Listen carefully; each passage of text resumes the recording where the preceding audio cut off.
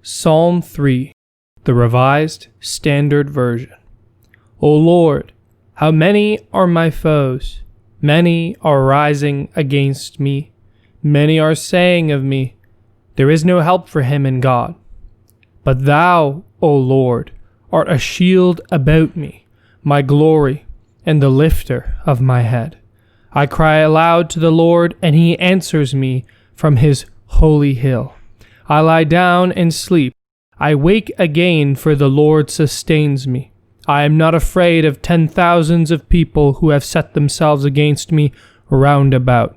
Arise, O Lord, deliver me, O my God, for thou dost smite all my enemies on the cheek. Thou dost break the teeth of the wicked. Deliverance belongs to the Lord. Thy blessing be upon thy people. Psalm 3 takes the appearance of a prayer, but the question we begin with is, who is the speaker, or what is the identity of the psalmist? Who is the person talking? What do we know of them? What is their situation? Well, we can first try to answer this question based on how the psalm itself progresses. The psalmist, we find, is locked in a battle of some sort with his enemies. Now, that doesn't tell us that much until we see that his enemies are the wicked. That is revealed for us in verse 7. The group that we have learned are in opposition to the righteous and to the King, the Messiah on the holy hill of Zion, whom, contrary to the wicked, the righteous obey according to the decree of the Lord. So we can see this psalmist as a righteous person beset by the wicked all about him. We are then not surprised that this righteous person is praying to God and that God answers to him from his holy hill in verse 4. That is where the Messiah, the anointed one, the King of the Lord, is destined to rule and reign over all the nations. The psalmist is beset on all sides by enemies, but not one or two, myriads, 10,000s of people. This reminds us of Psalm 2, how all the nations gather against the Messiah. And while these nations are gathering, some of the Messiah's people clearly are caught in the fray. Now, once we take this perspective, it becomes clear that Psalm 3 is not to be understood just as a prayer on its own. It has been deliberately placed here so that we can see its connection to Psalm 1 and to Psalm 2. It builds on what we've learned from them. Psalm 3 adds to our understanding of what categorizes the righteous. The righteous are not just followers of God's law, but they are people who pray to God, people who are trapped in a world surrounded by those who do not follow God. And we see that in opposition to the righteous, the wicked don't pray. They are the opposite. And rather than revering God, they scorn God, and they even doubt that God answers prayer. Ungodly would be a suitable adjective for these people in this psalm.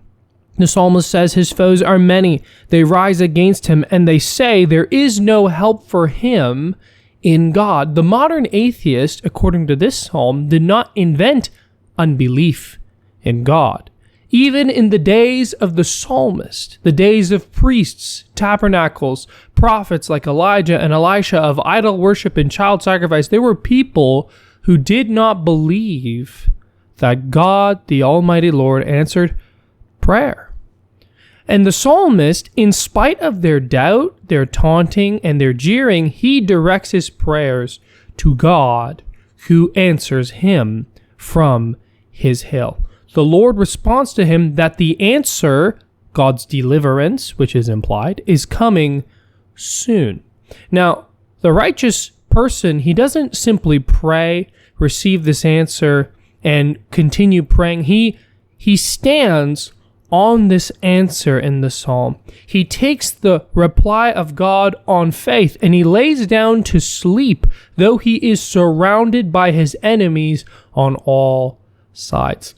He tells God to arise because he knows God will arise and defend him. The psalm ends before we see this promised deliverance, but we can see the anticipation the psalmist has. Verse 7, "Arise, O Lord, deliver me, O my God, for thou dost, you do, smite all my enemies on the cheek, and thou dost, you do, break the teeth of the wicked." A thoroughgoing thrashing from Almighty God. So though deliverance hasn't yet come to the psalmist, he is able to live in peace because he knows it is coming, and he knows what deliverance to expect. When it comes, he knows the wicked will be struck down by God's power. And so we understand that the faith of the righteous person in the face of wickedness is based on God's ability and willingness to judge and destroy those who harm his saints. That's what's happening in Psalm 3. So let's put it all together. It opens with this cry for deliverance. The righteous is not having the green, prosperous life that the king has promised him because the wicked are causing him trouble. In this situation, he cries to God despite the doubts they try to poison his mind with. And when he hears the reply from God that deliverance is coming soon, he is no longer troubled by his enemies in his mind. He is no longer anxious about them. They're still there. They're very real and they surround him, but because of his great faith in God's promises, he's able to stand and he waits for when God will come to his aid and he looks forward to it. He has knowledge of what is going to happen, and that knowledge produces peace. The righteous has peace because God, their knowledge of God is that he is a delivering God who answers prayer, the opposite of what the wicked believe, and they know that God is coming for his people. The righteous, according to Psalm 3, have faith in God's law, God's decree from Psalm 2, that the king in Zion, in the holy hill, will truly slaughter all the enemies that are stopping him from reigning. Those who serve the king can expect that the king will come to their aid, and the wicked and the godless will receive their just reward, even though in their present situation that hasn't happened, they know it will come about.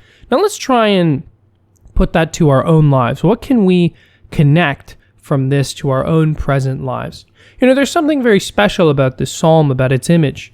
You imagine one lone knight surrounded by hordes of enemy soldiers that are frothing at the mouth to kill this poor, lonely soldier.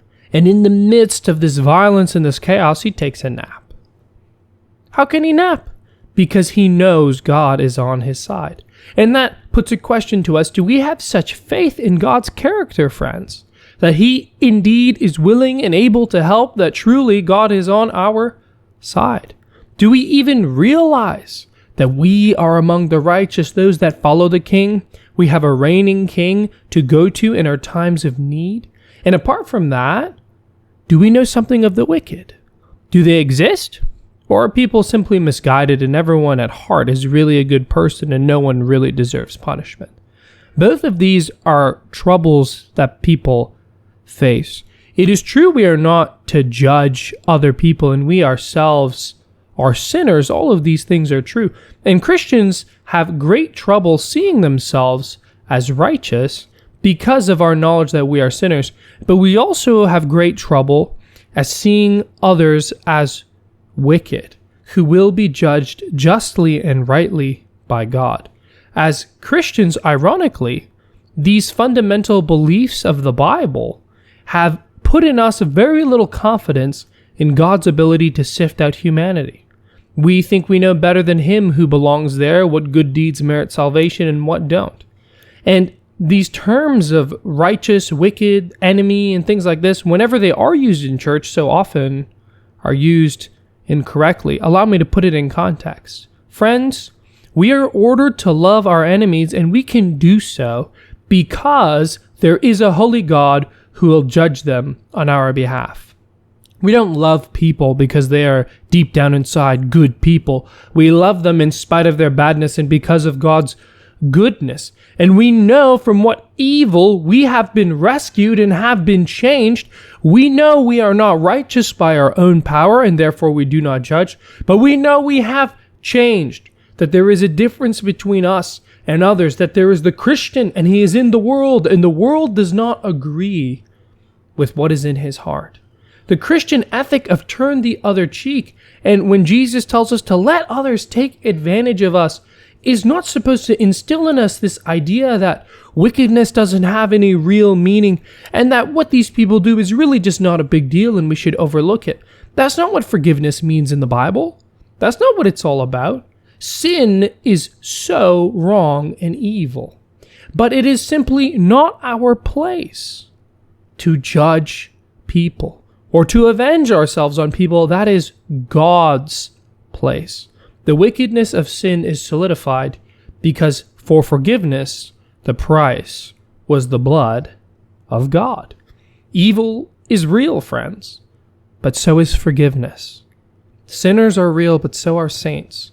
Both exist in this world. And we are told as Christians that if any person sins against his brother in Christ, that the Lord is the avenger in all these things. 1 Thessalonians 4:6. So, child of God, I encourage you that when you pray, trust in God's character and in his power, his ability to help, and also know that wrong things really are wrong. The cross doesn't diminish evil, it maximizes forgiveness. It shows you just how loving and merciful God is. It holds a candle up to the dark so we can see it for what it is, and by the light it shows that the blood of Christ can cover even that. How great is our God. So let's be clear on this, friends. Bad things are bad, and bad people are real, and so are good people. Jesus doesn't make us righteous in theory. He makes us righteous in fact. And we see the world from his perspective. We recognize the greatest sin is disobedience to God because we know who he is. So let's not lose sight of these fundamental truths, or the gospel itself will have no meaning. When we think people really aren't all that bad, the cross of Christ seems like something God just had to do. People weren't really that bad. He just needed to fix it somehow, rather than something he willed to do in spite of our unworthiness. Pride prevents us from appreciating the measure of God's grace. O Lord, my enemies multiply. In multitudes they assault me. They tell me, God will not save you. So they say to me, but you are my shield, O Lord, my everything and my helper. I cried to you, O Lord, to you I cry, and from your holy hill you reply. So I lay down and sleep. The Lord awakens me. I won't be afraid of the multitudes of my enemies, though they surround me. Rise, O Lord, my help and my God. You break the jaw of my enemies. You break the teeth of the wicked. And salvation belongs to the Lord. You bless your people. Psalm 3.